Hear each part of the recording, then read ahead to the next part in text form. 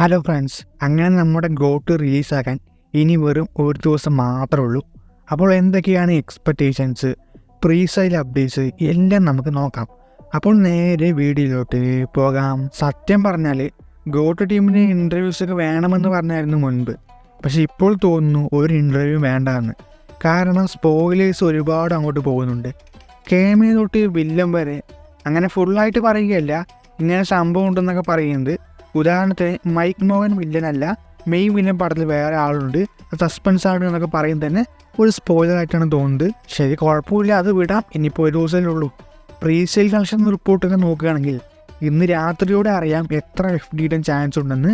ഇപ്പോൾ തന്നെ FD 50 CR pre sale വന്നിട്ടുണ്ട്. Maximum 100 CR first day collection gold ഇടാൻ ചാൻസുകളുണ്ട്. ഒരു ലോ ഹൈപ്പ് പടം 100 CR FD ഇട്ടാൽ അത് മാരക റെക്കോർഡായിരിക്കും. കോളിവുഡിൽ 100 CR FD ഇട്ടത് ലിയോ മാത്രമാണ്. സെക്കൻഡായിട്ട് ഇപ്പോൾ ഗോട്ട് വരുമെന്ന് തന്നെ വിശ്വസിക്കാം.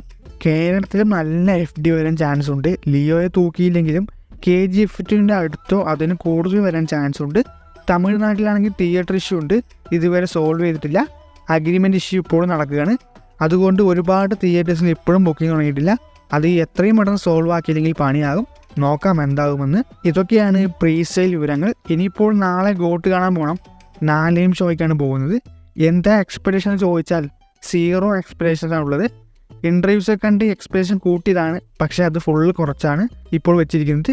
കാണാൻ പോകുന്ന നിങ്ങളും ഇതേ രീതിയിൽ വെക്കുക, അതാകും ഏറ്റവും നല്ലത്. പ്രിവ്യൂ റിപ്പോർട്ട്സൊക്കെ ഇപ്പോൾ നല്ല റിവ്യൂസാണ് വരുന്നത്. അതുകൊണ്ട് തന്നെ ഒട്ടും പ്രതീക്ഷയില്ലാതെ കണ്ട വൻ സർപ്രൈസ് ആകും.